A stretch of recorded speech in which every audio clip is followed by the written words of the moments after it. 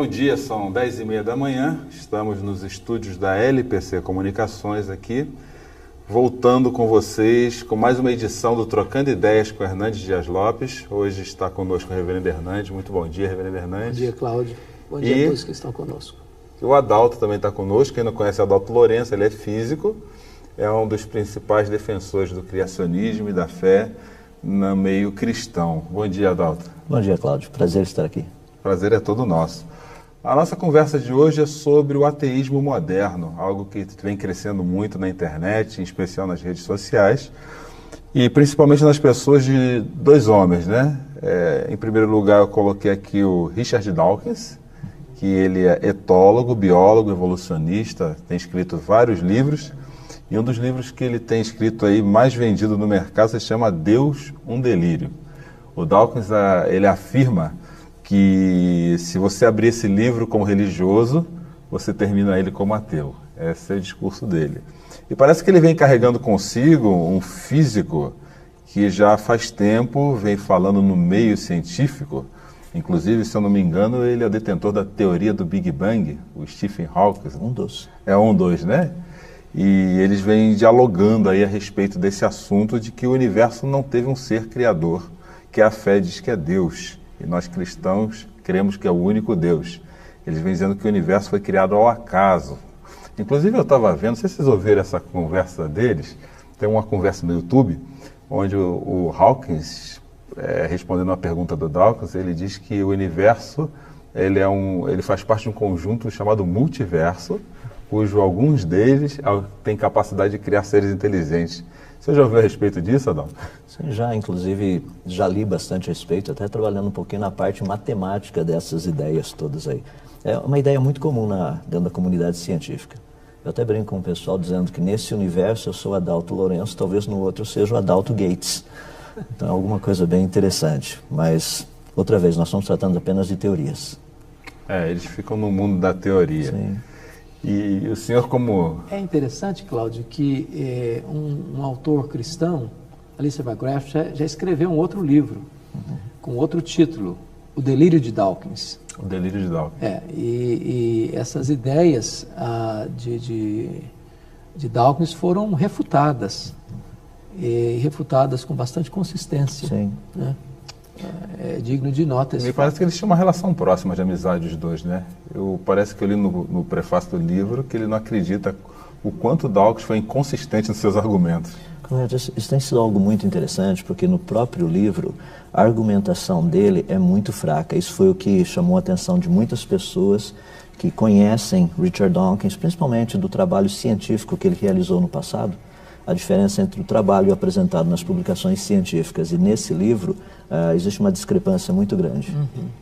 E quais seriam essas inconsistências do Dawkins nesse livro de Deus, um Delírio? Olha, de uma forma geral, o argumento que ele usa apresentando o ateísmo como sendo algo racional, inteligente, realmente não tem um apoio, uma base científica forte o suficiente ou forte. Esse é o grande problema. Eles ficam disseminando uma ideia, uma ideologia, eu podia dizer assim, em cima de teorias. Correto. Sim. Ele tem uma teoria do meme, uma coisa que ele diz, parece que ele fala que os genes eles guardam uma memória que vai passando ao longo das gerações. Já ouviu falar a respeito disso, Adão? Já. Ele, inclusive, escreveu um livro a respeito, que é o Gene Egoísta. E ele desenvolve um pouco dessas ideias. A questão principal, e voltando de novo ao ponto, o Dawkins, ele tem utilizado a ciência como um pano de fundo para suas ideias pessoais. O que nós precisamos discutir nessa questão das suas propostas é se a ciência realmente apoia as suas ideias pessoais ou não. Porque ele está usando a ciência, mas procurando dar um apoio àquilo que ele acredita. Uma coisa que eu queria levantar aqui e ouvir o Adalto. Essa questão do ateísmo, que parece agora no último censo, no IBGE... Cresceu bastante, viu? Cresceu expressivamente. O número de pessoas sem religião no Brasil. E que professam ateísmo. Parece-nos que se dizer ateu, ou se professar ateu, ou defender o ateísmo, é sinônimo de ser intelectual, ser culto, de status. Por que o ateísmo, Adalto, tem sido tão, assim, paquerado, flertado? E aceito, né? E aceito. Sim, com tanta facilidade. É porque existe uma falsa impressão de que uma pessoa que é, digamos assim, defensor do ateísmo, ele é uma pessoa neutra, ou seja, não é uma pessoa preconceituosa. E esse é um problema sério, porque quando nós tratamos na essência das duas propostas, ou seja, aquele que crê que Deus existe e aquele que crê que Deus não existe, nós não estamos falando de questões intelectuais, nós estamos tratando de questões de fé. Por exemplo, é impossível para uma pessoa provar a existência de Deus. Em qualquer laboratório do mundo, nós não temos como provar cientificamente que Deus existe. Como também seria impossível provar cientificamente que Deus não existe. Ou seja, os dois... São matéria de fé. Correto. E, nesse sentido, ambos apresentam tendenciosidades. Agora, existe uma preferência, principalmente porque, no contexto que nós vivemos hoje, a ênfase nas nossas instituições de ensino, na mídia e tudo mais, é enfatizar, por exemplo, o evolucionismo, ou seja, a vida, o universo teriam surgido espontaneamente, não há necessidade de uma inteligência. Seria essa uma tendência humanista da nossa sociedade, de querer provar a Deus, de querer se colocar no lugar de Deus, tomar decisões a respeito de Deus? E parece que uma das coisas que o Dawkins levanta bastante a bandeira é assim, se Deus existisse, como é que há tantas desgraças no mundo? Como é que há gente passando fome? E essa é a principal bandeira que vem atraindo as pessoas para o ateísmo, não é isso? Eu tenho conversado a respeito disso, inclusive algumas semanas atrás tive a oportunidade de conversar com um jovem justamente sobre isso. Eu falei assim, mas se Deus existe, como é que pode ter tanta desgraça no mundo? Eu falei assim, se Deus não fosse bom, como é que alguém poderia experimentar alguma coisa boa nesse mundo ainda? Porque o Deus justo que a Bíblia revela, não era para ter mais ninguém por aqui. Mais ninguém. Então isso é manifestação de bondade dele também. Nisso que o Adalto está falando, reverendo Hernandes, então a maldade é algo inerente do ser humano? Desde que nós que professamos a fé cristã e nós que cremos que a Bíblia é a revelação de Deus, desde que o homem pecou e caiu, precipitando toda a raça humana no pecado, é que o mal não está nas estruturas apenas, o mal está dentro. As estruturas são más, corruptas, violentas, injustas, porque o coração do homem é corrupto, mau e injusto. Então, a sociedade é apenas um reflexo de quem nós somos. O mal não está do lado de fora, o mal está do lado de dentro. E apenas uma obra transformadora do Espírito Santo de Deus é que pode mudar esse cenário. É curioso, porque desde a época do racionalismo, iluminismo, depois o positivismo, é a ideia de que o homem, se tiver cultura e conhecimento, vai ser um ser maravilhoso. E as duas guerras mundiais provaram o contrário. Provaram o contrário, ou seja, não basta informação, é preciso transformação. Transformação. Mas, inclusive, no mundo de hoje, com toda a tecnologia que nós temos, todo o conhecimento científico, que é inegável o avanço da ciência e do conhecimento. Sim, ela tem o seu valor, né? Nós vivemos num mundo muito mais violento, truculento, correto, do que no passado. Eu quero voltar nesse ponto. Você pode participar também do Trocando Ideias, aqui desse bate-papo gostoso. O Adalto tem muito conteúdo para a gente, reverendo Hernandes, é inegável o conteúdo que ele tem, enviando um e-mail para trocandideias@lpc.org.br. E você que está nos assistindo no site da Luz para o Caminho, lá embaixo no canto direito, há um chat, onde você pode colocar suas perguntas e o Adalto está aqui pronto para respondê-las também. Nós queremos ouvi-lo. A ideia é que você interaja conosco, viu? Voltamos no segundo bloco com esse assunto. Até logo.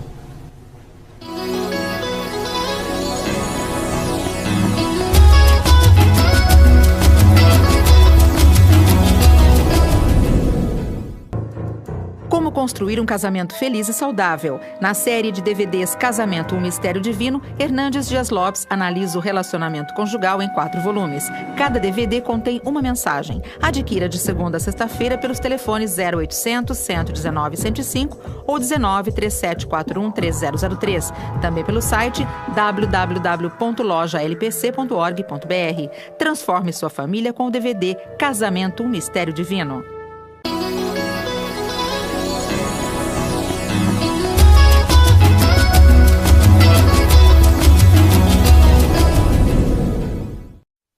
Estamos aqui de volta no Trocando Ideias com Hernandes Dias Lopes. Está conosco hoje o nosso convidado é Adalto Lourenço, físico, defensor do criacionismo. Agora há pouco, Adalto, você estava falando a respeito das escolas propagando a ideologia do evolucionismo. Qual é, na verdade, hoje no Brasil, falando um pouco mais do Brasil, qual que é a faixa etária que tem sido mais atingida com essas ideias?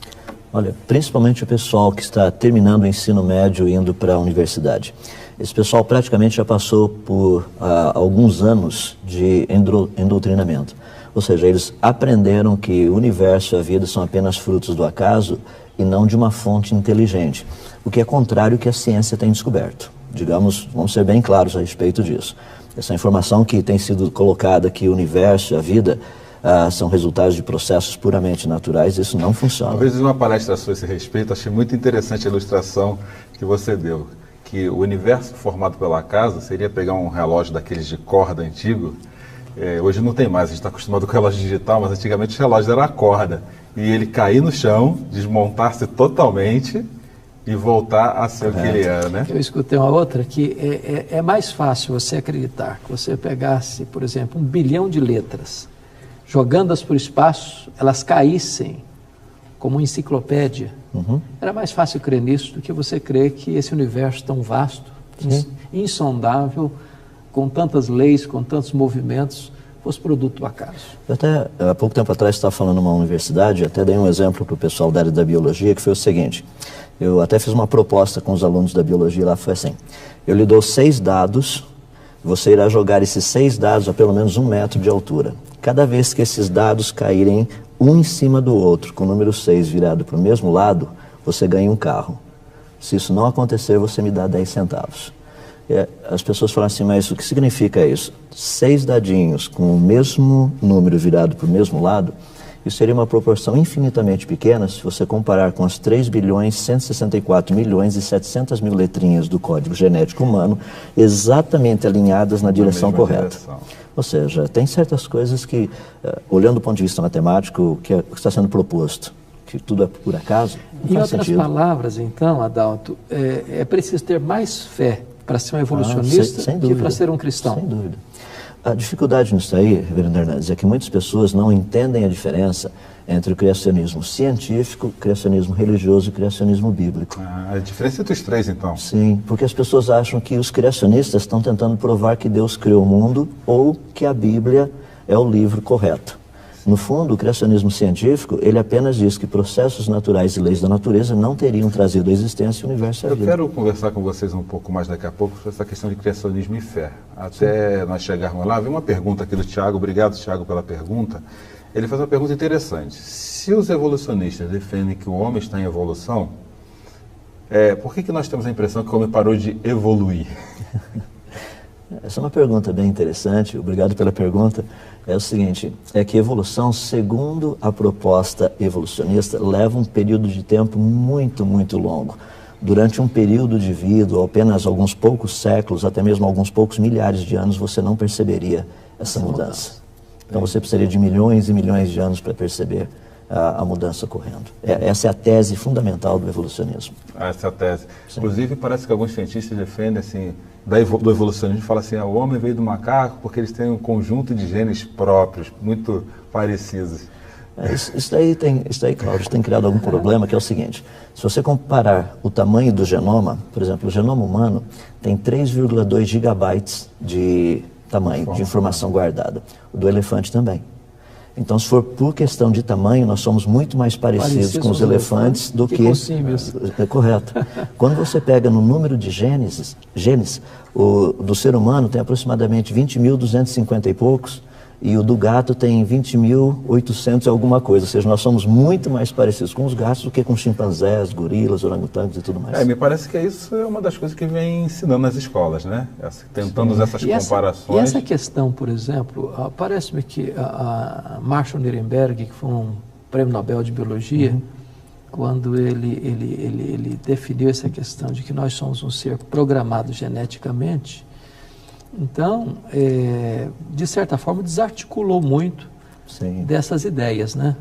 Porque não basta ser parecido. Tem muitas coisas parecidas que são absolutamente distintas. Sim. São parecidas, mas são distintas. Inclusive, reverendo Hernandes, algo que tem nos ajudado muito e tem causado uma confusão, um problema muito grande dentro da comunidade científica é justamente o aparecimento dos computadores. Porque com o computador você tem o hardware e você tem o software.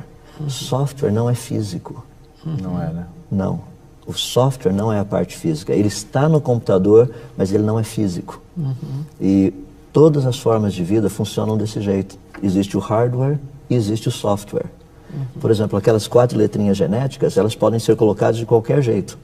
Entendi. Mas só de uma forma específica que produz alguma coisa. Bom, a informação está aí, tem sido vastamente difundida nas escolas, internet, então parece que nas redes sociais isso tem crescido. Agora, uma coisa, Cláudio, você está levantando aí, por que existe essa ideia, ou essa tendência, ou esse desejo, ou esse propósito nas escolas, por exemplo, desde a infância, de passar essa visão? Desde que Charles Darwin lançou o livro dele, A Origem das Espécies, em 1859, em Londres, é que parece que essa é a crença popular. Sim. Se você não crê nisso, você é uma pessoa retrógrada, você é uma pessoa atrasada. Não é intelectual, coisa parecida. Vamos dizer, o que está por trás, Adalto? Aliás, deixa eu só pegar essa pergunta do senhor e fazer assim, é justamente isso. Como é que uma pessoa se torna um ateu? É por convicção religiosa? Como é que isso acontece? Você que tem experiência aí de palestra e vem ouvindo. Eu vou citar, não literalmente, mas uma expressão do Dr. John Lennox. Ele é matemático da Universidade de Oxford, ele tem debatido... Aliás, tem debatido com o Dawkins isso, e triunfado, vezes. no meu entendimento, nos debates. Sim. O que o Dr. Lennox disse é o seguinte, Richard Dawkins, Stephen Hawking e outros, eles são ateus não por questões de evidência científica, mas por razões pessoais. Isso é muito importante nós entendermos. Deles, né? Correto, são convicções pessoais. Pessoas chegam à conclusão que Deus não existe, então eles acham que essa é a evidência. A pergunta que nós precisamos sempre fazer, dentro de todos os contextos, todas as áreas, é a seguinte: como você sabe que o que você sabe é verdade? Ou seja, você está baseando nas suas experiências pessoais, mas as suas experiências pessoais são limitadas. Então, muitas pessoas hoje, ao ouvirem, por exemplo, o evolucionismo, que apresenta causas naturais para a existência da vida e do universo, acham que não há necessidade de uma inteligência superior por trás dessas questões. E acreditar numa inteligência superior, numa inteligência produzindo todas essas coisas, seria algo retrógrado, como foi mencionado. E não passa aí uma ideia de que, de forma empírica, prática, o ateísmo seria melhor do que a fé?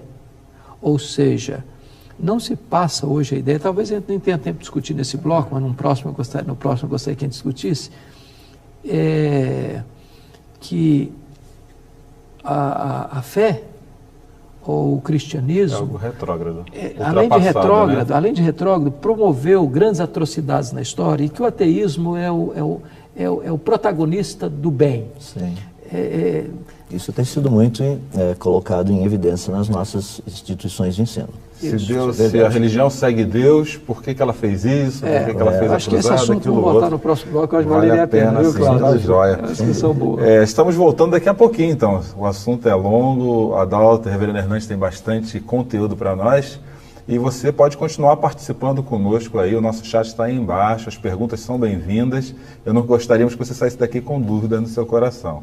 O ateísmo moderno é algo que tem atingido a sua casa, a vida de seus filhos. Mesmo você sendo cristão, o seu filho tem tido noção desse conteúdo nas escolas e você pode ajudá-lo ensinando em casa. Até breve com Trocando Ideias.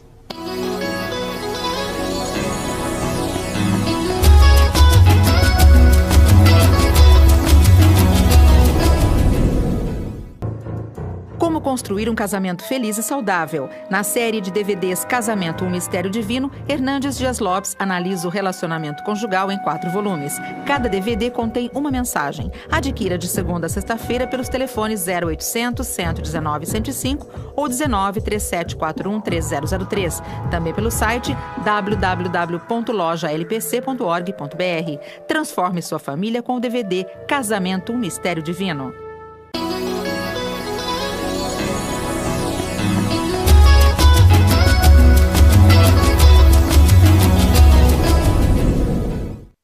Volta aqui trocando ideias com Hernandes Dias Lopes. O assunto hoje é ateísmo moderno.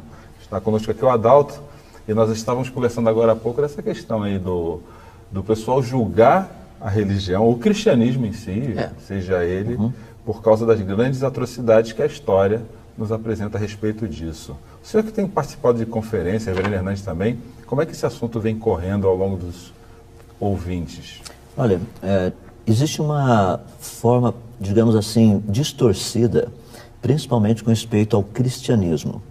Por vivermos num país onde o cristianismo é literalmente visto do ponto de vista quase que católico, existe uma tendência de olhar para o cristianismo como sendo o causador de grandes problemas na história. Então, principalmente tem um cristianismo verdadeiro e um falso cristianismo, isso, é isso? Correto. Qual que seria a diferença entre os dois, Reverendo? A diferença entre os dois é que o verdadeiro cristianismo ele é pautado pela palavra de Deus, pela Escritura, tanto na sua fé quanto na sua ética, tanto na sua teologia quanto na sua conduta, quanto no seu credo, quanto na sua forma de agir. Nem sempre as pessoas entendem dessa forma, porque nós vivemos num país onde a parte dos dogmas muitas vezes são mais importantes do que o que a palavra do Senhor Deus diz, ou mesmo dentro daquilo que ela ensina. Então isso cria um problema muito sério. Mas essa questão, Cláudio, eu gostaria ainda que o Adalto pudesse aprofundar um pouco mais. Por exemplo, o que é que esse falso cristianismo fez de atrocidades e o que é que o ateísmo, que é chamado hoje de a plataforma do bem, produziu na história, normalmente no século XX, onde essa questão se destacou com mais eloquência. Mas vamos pegar, começando, por exemplo, dentro da ideia que o ateísmo mais tem trabalhado, que é justamente a teoria da evolução. Uma das grandes ênfases que a evolução dá é a sobrevivência daquele que estiver melhor adaptado, mais capacitado. Essa foi a premissa básica de Hitler, dentro do nazismo. Arianismo. Levou ao arianismo, que aí começou a perseguição. Vou fazer uma pergunta aqui que eu acho que nossos espectadores estão aí ansiosos por saber. Como que eu associo, então, a ciência com a fé? Inclusive, é uma pergunta aqui do Vitor Fernando de São Gonçalo. Obrigado, Vitor. Ele pergunta assim: eu queria saber como eu posso começar a convencer um ateu, se é que a gente pode, de que o universo não é fruto da evolução, e sim da criação. Essa pergunta é para o Adalto. Isso é uma boa pergunta, Vitor. Muito obrigado por tê-la feito. Algo que é muito importante, você pode apresentar argumentos científicos que são muito fortes. Primeiro, deixa-me colocar uma coisa que é muito importante. Nós estamos falando a respeito das escrituras e falando a respeito de ciência, que é o seguinte: toda ciência devidamente estabelecida e toda a Bíblia corretamente interpretada nunca entrarão em contradição. Isso é algo fabuloso. É verdade. Você olha, por exemplo, Gênesis capítulo 1, versos 9 e 10, o texto diz assim, Deus falando: ajuntem-se as águas num só lugar e apareça a porção seca. E assim se fez. A porção seca chamou o Senhor Deus terra e o ajuntamento das águas mares. Você pega essa frase, essa expressão ali do Senhor Deus, ali ele diz: apareça a porção seca. Isso é singular. Significa que o planeta Terra, na sua origem, tinha apenas um único continente que nós chamamos hoje de Pangeia. Agora, essa é uma proposta de 100 anos. Há 101 anos atrás, Alfred Wegener fez essa proposta que o planeta Terra, na sua origem, teria um único continente. Então nós não vemos assim uma discrepância entre o que a Bíblia propõe e aquilo que a ciência tem descoberto. O autor da Bíblia e o autor da ciência? Parecem ser os mesmos. Eu diria que é o mesmo. Certamente é o mesmo. Então, por exemplo, tratando dessa questão, como argumentar sobre a origem do universo? Existem leis e processos naturais. Se as pessoas conhecerem bem essas leis e os processos naturais, você irá descobrir a origem. Por exemplo, vamos pegar a segunda lei da termodinâmica, que diz que à medida que o tempo avança, todo sistema deixado por conta própria, esse sistema pode ser o universo, pode ser um planeta, pode ser o seu tênis, pode ser o carro, sua roupa, qualquer coisa. À medida que o tempo avança, a tendência disso é deteriorar-se. Essa é uma lei básica. Ou seja, o universo daqui 1000 anos, ele estaria mais organizado do que ele é hoje ou menos organizado? Deixa eu colocar de uma forma bem fácil para entender. A sua casa daqui 1000 anos, ela estará melhor ou pior se deixada por conta própria? O teu carro daqui 1000 anos, ele estará melhor ou pior se deixado por conta própria? Então a gente pode partir da ideia que existe alguém cuidando de todas as coisas, né? Também. Uma vez eu vi uma cientista falando, o senhor pode falar com mais propriedade, nós somos sujeitos a diversas variáveis físicas. gravidade e outras que eu nem imagino o que seja, né? Ela falou que se um décimo de qualquer uma dessas variáveis alterasse, o universo entraria em colapso, né? Cláudia, hoje nós sabemos que para que vida possa existir no planeta Terra, existem cerca de 2 milhões de variáveis perfeitamente balanceadas. Não é por acaso que nós moramos nesse planeta. Não é. Tanto é que algumas semanas atrás, no Globo Repórter, houve foi apresentado um programa sobre o ser humano e foi muito interessante. Eu fiquei apenas observando quantas vezes eles falaram a ideia de planejamento, engenharia e coisas assim relacionados com a estrutura do ser humano. É espetacular. É um projeto de engenharia, não é por acaso. Tem uma pergunta aqui para o senhor, reverendo Hernandes. A pessoa é da Igreja Presbiteriana de Pirangi, Natal, Rio Grande do Norte. Gente boa esse povo lá. É gente boa? Só tem gente boa lá? Povo maravilhoso. Que bom. E obrigado pela colaboração, viu? Há duas perguntas, eu creio que uma é para o Adalto e outra para o reverendo Hernandes. A para o Adalto é assim, acho que você já respondeu algumas coisas, mas é como conciliar as diversas evidências arqueológicas que parecem favorecer o evolucionismo com a fé. Ele diz assim, tem aparecido coisas aí que parecem, que provam, sabe aquela história do carbono 14, essas coisas todas? Então deixa eu responder reto e direto, bem rapidinho. Existe uma diferença entre a evidência, ou seja, vamos pegar um fóssil, e a interpretação. A evidência nos diz algo. A interpretação pode dizer algo totalmente diferente. Para que a evolução ocorra e tenha evidência no registro fóssil, você precisaria encontrar alguma coisa, por exemplo, que não seja nem peixe, nem anfíbio, nem réptil, nem invertebrado, nem vertebrado. Esse elo de transição nunca foi achado. Assim, parece que uma coisa ser científica, ela tem que ser comprovada dentro do mesmo ambiente daquilo que foi achado. Tem que ter uma comprovação, uma repetição da prova, né? Sim, mas a interpretação tem que ser consistente com toda a evidência. Esse é o ponto. E há outro aspecto é que às vezes essas interpretações são claramente tendenciosas. Sem dúvida. Claramente tendenciosas. A pessoa, até ela mesma, às vezes está convencida de que não é, mas ele faz de conta que é para dar mais credibilidade à sua teoria. Eu até comento rapidamente, assim comento com as pessoas, se eu pegar um fóssil e mostrar esse fóssil para uma pessoa, eu pergunto qual a idade desse fóssil. Automaticamente as pessoas falam, isso aí tem milhões de anos. Mas como é que você sabe? A gente nem testou ainda. Entendi. Não tem como testar, né?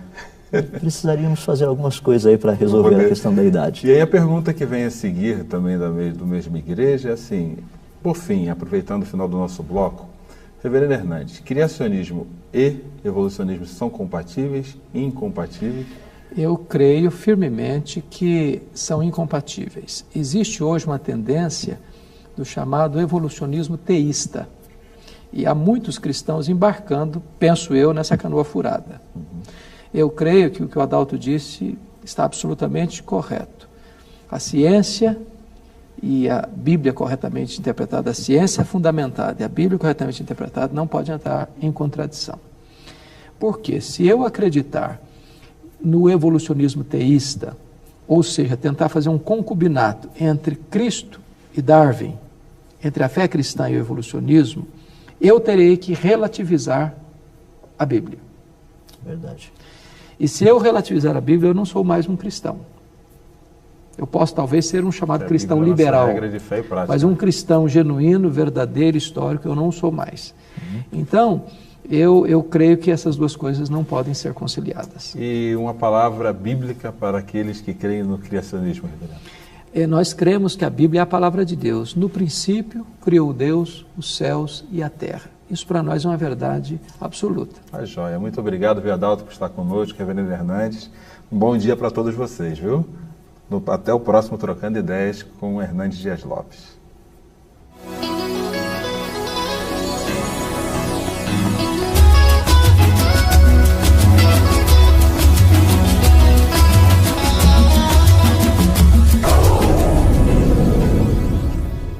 LPC Comunicações.